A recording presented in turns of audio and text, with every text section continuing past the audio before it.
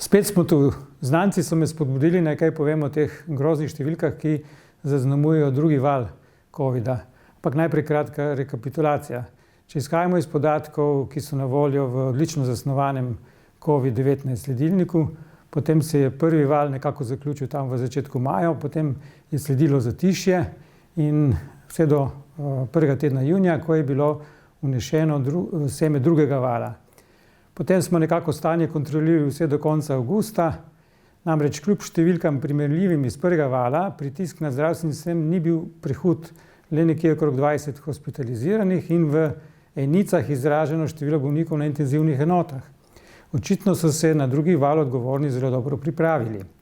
So pa še drugi razlogi. Naprimer, če je v prvem valu od vseh pozitivno testiranih do določenega dne, teden kasneje v bolnišnicah dobrih 25%, na intenzivnih enotah pa nekje med 5 in 6%, kar se je pokazalo tudi po koncu prvega vala, so ti odstotki zdaj v drugem valu trenutno gibljajo proti nekje med 6 in 7% bolnišnice oziroma dober odstotek na intenzivnih enotah.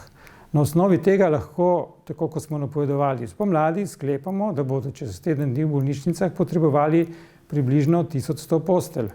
To je nekako 6% od številke 18.000 za včeraj. Kot tudi sicer trdi stroka in tu jim moramo dati prav. Res je sicer, da je demografska slika okuženih drugačna kot spomladi, z večjim številom mladih med okuženimi, vendar to le delno razloži manjši pritisk na bolnišnice. Tudi ko mlade izvzamemo iz teh enačb, se izkaže, da je pritisk na bolnišnice še vedno najmanj dvakrat manjši kot spomladi. Logičen zaključek na osnovi teh številk bi potem skoraj moral biti, da je virus manj virulenten, ampak bomo presojo raje prepustili zdravstveni stroki. Če je poleti šlo za obvladljivo fazo, se je prehod v osrčje drugega vala zgodil nekje v začetku septembra. Z razmahom, ki je sledil in je pripeljal do splošnega zaprtja, v katerem smo zdaj. Med mnogimi vprašanji, ki se jih postavljamo, verjetno izstopa tale. Do kdaj še tako? Iz mojega zadnjega videa v začetku maja, ko je izveneval prvi val, je naslednja ugotovitev, ki se dotika razmerja med že okrevanimi in še aktivnimi in kaj iz tega lahko ugotovimo. Takole gre. Od dneva, ko število aktivnih okuženih doseže maksimalno največjo vrednost v valu, pa do dneva, ko se po obsegu izenačita skupini aktivno okuženih in okrevanih, je pretekel spomladi in dober teden dni. Pred tem in potem pa je bilo približno enako dolgo obdobje enega meseca. Tako se nekako zdi, da potek epidemije sledi neki notranji logiki in zakonitosti, iz katere se da predvideti konec vsakokratnega vala epidemije. Tako nekako kot velja za veliko naravnih in družbenih procesov, tudi tu velja načelo simetrije. Koliko časa gor, toliko časa tudi dol. Krivulja rasti je po trajanju približno enaka krivulji padanja. Zdaj je sicer poletne razpotegnjene faze, zaradi nje je stvar nekoliko bolj komplicirana, vseeno lahko napovemo približno tako. Najprej bomo morali počakati, da delež aktivnih pride do maksimalne možne vrednosti. Ta je zdaj, če izvzamemo obdobje pred 1. septembrom, nekje okoli 15.000. Nekako, če izhajamo, da je začetek 1. septembra.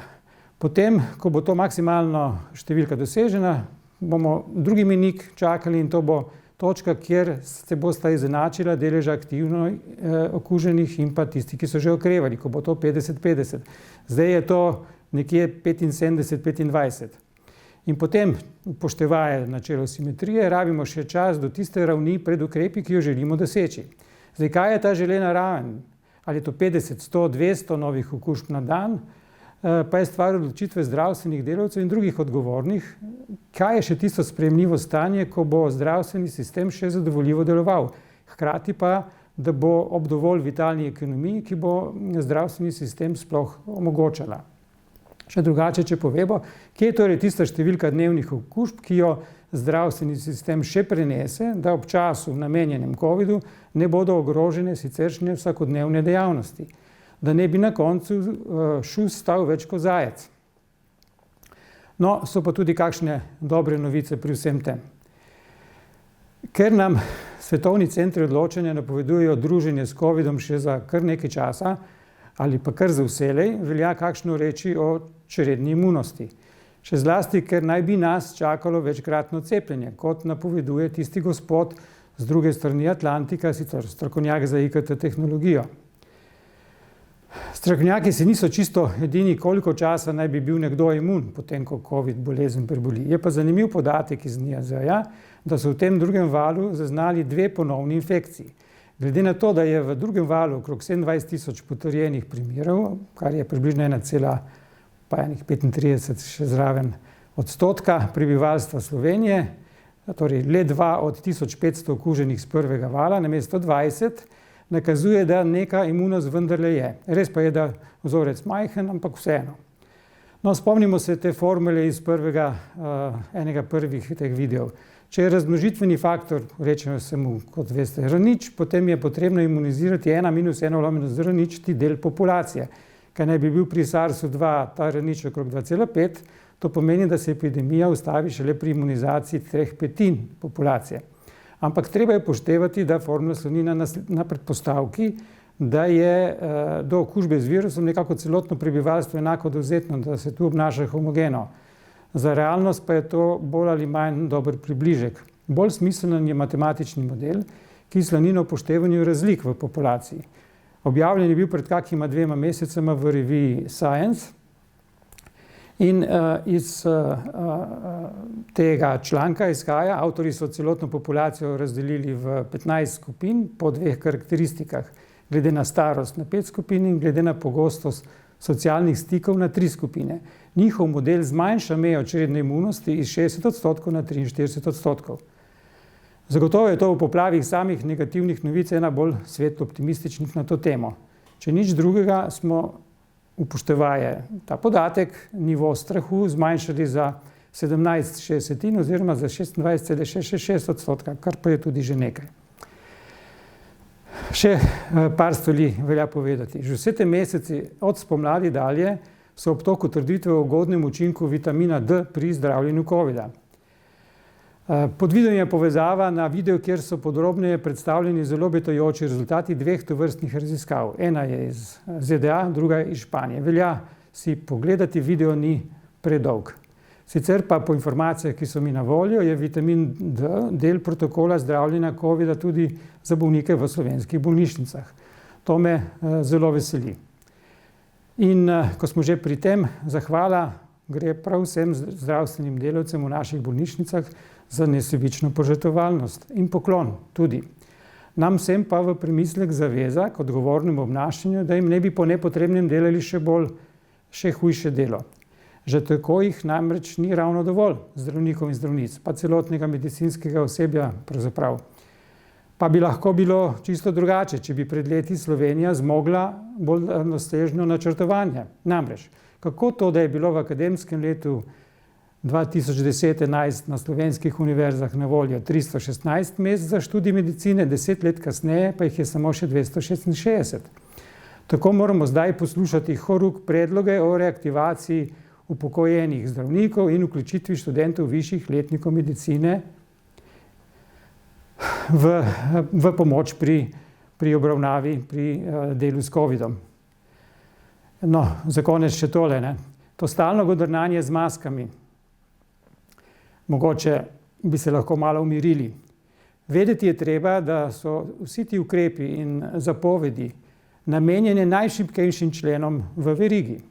Tako kot je na primer 130 km/h na avtocesti ni namenjeno tistim, ki zelo dobro obvladajo šofiranje, ampak tistim, za katere je še vožnja pri bistveno nižji hitrosti lahko ogrožajoča za druge.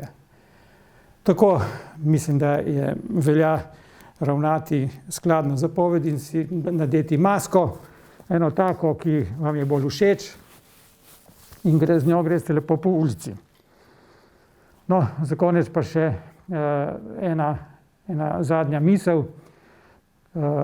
Kot velja za študente matematike, navajeni so, da stvar premislijo tako, da pregledajo prav vsako možnost, to izhaja iz ene profesionalne deformacije.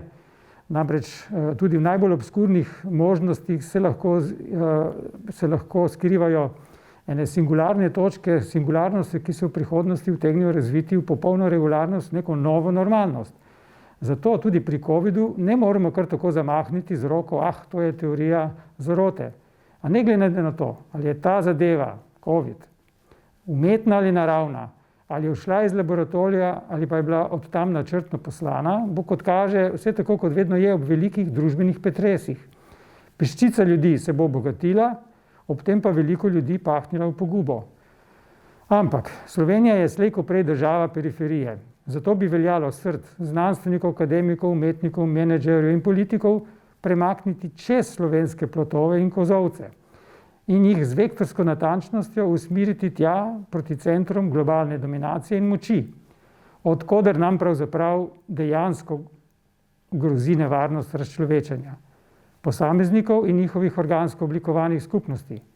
Ker ko se bo zgodil reset globalne ekonomije, bodo preživeli tisti, ki bodo znali pravočasno najti pot domov.